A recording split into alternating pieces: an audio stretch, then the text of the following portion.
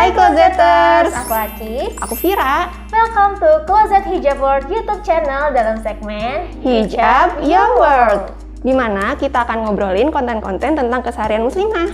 Sebelumnya sudah pada subscribe YouTube channel ini belum? Kalau belum, jangan lupa di-subscribe ya, biar nggak ketinggalan video-video selanjutnya. Dan jangan lupa like video-video kita ya.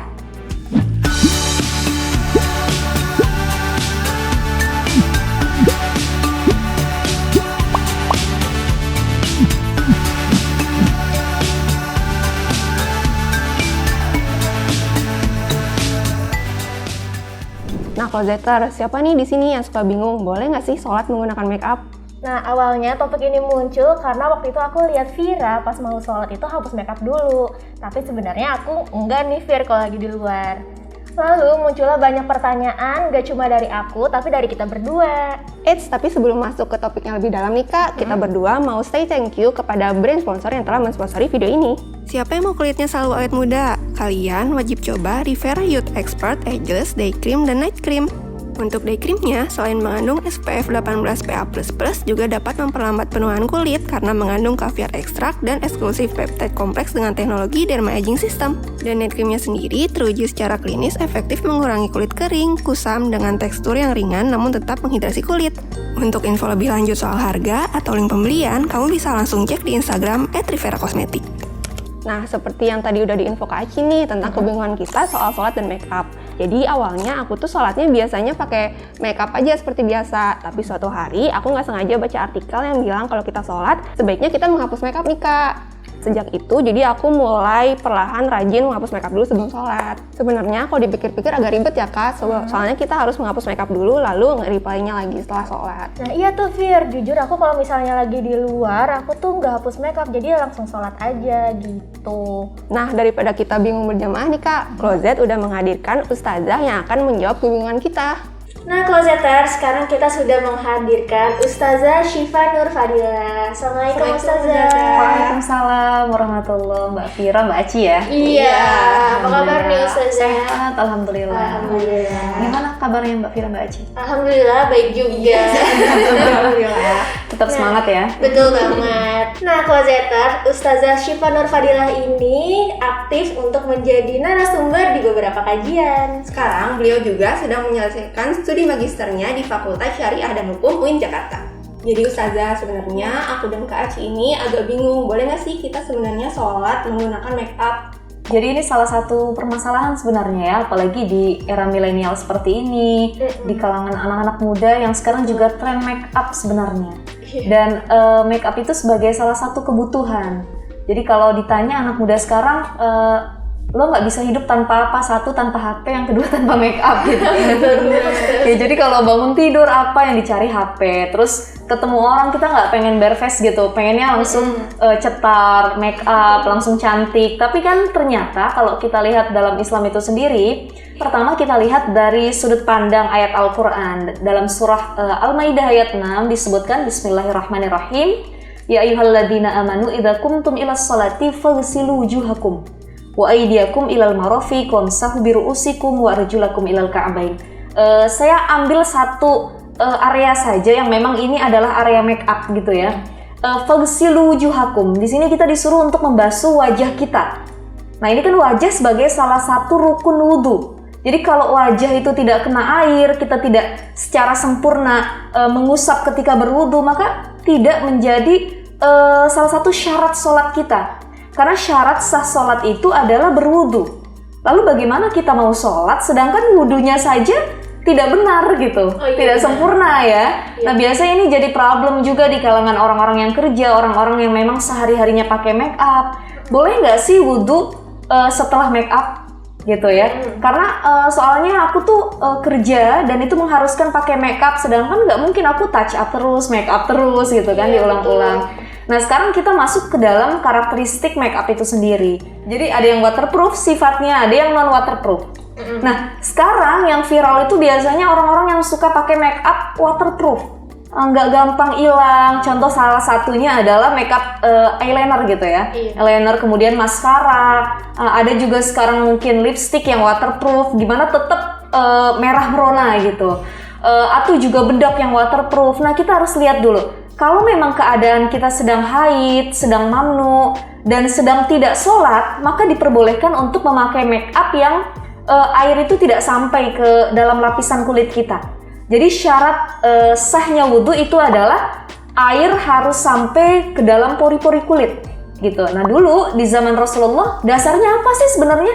Kok seperti itu gitu? Di zaman Rasulullah itu ada dulu sahabat yang ketika dia berwudhu dia tidak sampai membasahkan tumit kakinya. Maka kata Rasulullah, asbighul wudu. Gitu ya. Wailun, celakalah gitu ya, lil aqabi minan nar. Celaka bagi orang yang ketika wudu dia tidak menyampaikan air itu kepada area-area yang harus dikenakan air gitu. Maka termasuk muka, apalagi muka kan. Nah, syarat salah satu sahnya wudu adalah ketika kita niat wudhu itu niatnya ketika membasuh muka. Nah selama ini salah persepsi kita semua ya teman-teman closet semua yang sedang nonton, kebanyakan dari kita taunya itu adalah kalau niat wudhu itu ketika ngusap tangan, betul nggak? Betul. Saya niat wudhu gitu kan, nawaitul wudu alirafil hadasil asgori. Kalau nggak pas kumur-kumur, tapi ternyata itu salah. Itu hanya kebiasaan saja. Nah sebenarnya kalau dalam agama, dalam hukum itu sendiri, niat wudhu adalah ketika membasuh muka. Kita ambil air, kita basuh muka sekali, baru kita niat wudhu. Disitulah berniat wudhu yang memang diharuskan. Nah, bagaimana cara penyampaian air ke muka kita ini? Kalau dalam agama sendiri diajarkan adalah dari ujung kepala, air itu sampai, kemudian di ujung kuping, telinga, sampai ujung dagu. Itu harus kena air seluruhnya. Makanya sekarang pertanyaannya kalau kita pakai yang waterproof ketika make up, otomatis kan air itu nggak nyerap. Ya, kita pakai eyeliner waterproof, pakai lipstick waterproof, jadi nggak terbasuh gitu sama air kan. Maka di sini juga sholat kita tidak sah karena dari wudhunya saja sudah tidak sah. Tapi ada karakteristik make up yang kedua, yaitu make up yang non waterproof. Ya, itu tidak sampai membatasi air atau menghalangi air sampai ke pori-pori kulit. Jadi yang seperti ini diperbolehkan. Kalaupun kita make up dulu, kemudian tiba-tiba azan, kita sholat, silahkan sholat saja, karena kan tidak menghalangi air gitu. Boleh nggak? Saya tetap pengen pakai yang waterproof, ya boleh saja. Itu kan hak-hak kita semua ya. Akan tetapi mungkin di sini yang harus kita hati-hati adalah kita wudhu terlebih dahulu, kemudian baru kita make up. Gitu. Itu untuk menjaga kehati-hatian. Jadi kita tetap sudah dalam keadaan wudhu, tapi juga habis itu bisa make up. Nah, tapi problem yang akan datang adalah bagaimana kalau wudhu kita batal. Nah, ini kan jadinya permasalahan yang menumpuk lagi buat kita. Jadi buat para muslimah harus diperhatikan benar-benar gitu ya kandungannya, baik make up itu waterproof atau tidak, ataupun make up itu halal atau enggak kandungannya. Begitu Mbak Aci, Mbak Fira. Nah kebetulan Ustazah tadi udah mention nih tentang makeup halal ya Kak. Iya. Itu juga jadi pertanyaan kita juga. Jadi sebenarnya walaupun makeup kita udah halal gitu, udah halal, tapi waterproof, dipakai sholat juga berarti nggak sah hitungannya. Kalaupun makeupnya halal tapi waterproof ya sah-sah saja, tapi dengan catatan tadi wudhunya itu sebelum makeup. Oh iya. Kan syarat sah sholat adalah wudhu yang sempurna. Nah kalau wudhunya nggak sempurna, nggak masuk ke air, ya nggak sah sholatnya. Sebenarnya make upnya sih nggak ada problem di dalamnya. Ya penting kandungan dia tetap halal, terus ya tidak mengandung unsur-unsur yang tidak disyariatkan gitu oleh agama. Tapi yang lebih aman sebenarnya sih ya pakai yang non waterproof sih. Itu lebih aman ya. Iya benar. Nah tapi yang jadi permasalahan selanjutnya adalah kayak gini. Banyak juga yang nanya, apalagi yang menikah ya, yang nikah, ngadain resepsi, ngadain akad. Makanya lebih enak sebenarnya ngadain acara pernikahan, wedding itu di waktu-waktu yang kita lagi nggak sholat, misalnya kita lagi haid gitu kan, atau yang kedua di malam hari abis sholat isya, kan sering tuh orang resepsi wedding itu jam 8 malam. Nah itu sebenarnya waktu-waktu yang pas dia tuh tidak mengganggu waktu sholatnya dan tidak mengganggu penampilannya juga. Tapi kita lihat ada orang yang dia menikah 1 hari full, dari pagi, sore, sampai malam ya. Akhirnya pas ditanya, yaudah deh aku sholatnya di jamak aja. Nah ini pembahasannya panjang lagi. Mudah-mudahan di event yang akan datang kita bisa bahas ini lebih lanjut gitu ya. Mengenai jamak sholat, boleh nggak pengantin tuh menjamak sholat? Sedangkan kalau misalkan dihapus make upnya kan nggak mungkin. Belum bayar muanya aja berapa tukang make up kan. Dan dia nggak mau rugi seperti itu. Jadi buat para muslimah, Islam itu tidak pernah melarang kita untuk mempercantik diri, untuk memakai make up, karena Islam sungguhnya suka terhadap hal-hal yang indah.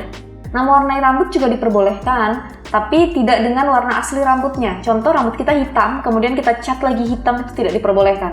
Tapi kalau rambut kita hitam, kita mau cat ke merah, ke coklat, itu diperbolehkan dalam Islam itu sendiri. Dan yang paling maslahat adalah bagaimana kita melihat kandungan catnya itu halal atau enggak. Termasuk rambut itu kan salah satu area wudhu ya yang harus dikena kan selain muka. Jadi kalau kita ngebasuh sebagian kepala, ini kan harus ada rambut yang kena. Nah, bagaimana hukumnya kalau misalkan dicat rambutnya? Ya tetap saja itu diperbolehkan dalam sholat gitu. Nah, unsur kandungannya juga harus halal. Islam sendiri memberikan solusi dengan khidop. Khidop itu adalah henna rambut, pewarna henna. Jadi kan rambut itu ada yang memang pewarnanya dari bahan yang lain, tapi ada yang dari henna gitu. Nah, lebih aman itu yang dari bahan henna itu kalau dalam Islam. Jadi tetap menyerap ketika wudhu dan kita bisa tetap sholat. Oke, Ustazah Syifa, terima kasih untuk pembahasan hari ini. Kita sama Fira juga banyak mendapatkan insight yang tadi kita nggak tahu, jadi tahu nih ilmu-ilmu baru ya. Jadi saling berbagi kita ilmu ya di sini. Iya. Mungkin ada kata-kata yang mau disampaikan untuk closeters. Oke, alhamdulillah. Pertama saya seneng banget sih bisa gabung sama Mbak Fira, Mbak Aci di Closet ini ya. Buat teman-teman juga, teman-teman Closet yang nonton, mudah-mudahan ini jadi tadi insight ya buat wawasan yang lebih banyak lagi buat kita, dan kita bisa lebih hati-hati dalam memilah-milih make up gitu, terutama lihat dari kandungannya, lihat dari kesahannya, bisa dipakai wudhu nggak, bisa dipakai sholat nggak. Karena tadi kan makeup ada 2 jenis, ada yang waterproof, ada non waterproof, dan jangan sampai gara-gara kita mementingkan kecantikan duniawi tapi kita lupa dengan tugas kita, kewajiban kita yaitu untuk melaksanakan sholat. Karena sholat itu amal pertama yang akan dihisab oleh Allah Subhanahu wa Ta'ala. Jadi mau secantik apapun kita, tapi kalau kita nggak sholat, kita nggak ibadah kepada Allah, kita nggak menjalankan tugas sebagai hamba Allah, di situ letak kecantikan yang tidak sempurna. Hanya cantik secara paras, tapi tidak cantik secara hatinya, secara akhlaknya, secara ibadahnya gitu. Ya mudah-mudahan kawan-kawan semua, kita semua ya, Mbak Fira, Mbak Aci yang ada di sini, kita bisa mempercantik diri kita, tapi sesuai dengan yang diajarkan oleh syariat agama. Seperti itu. Oke, Closeters, semoga apa yang kita sharingkan hari ini bermanfaat ya. Boleh banget loh kasih tahu kita topik-topik apa lagi sih yang akan kita bahas di video-video selanjutnya. Dan thank you juga untuk brand sponsor yang sudah mensponsori video kali ini. Jangan lupa untuk subscribe channel ini agar nggak ketinggalan episode-episode selanjutnya ya. Closet juga punya ada YouTube channel nih, kayak Closet Fashion, Closet Beauty, Closet Millennials, Closet Step Out, dan juga Closet Add to Cart. Jangan lupa cek dan subscribe ke 5 YouTube channel Closet lainnya ya. Follow juga sosial media Closet ID. Thank you, Closeters, and see you in the next video. Bye!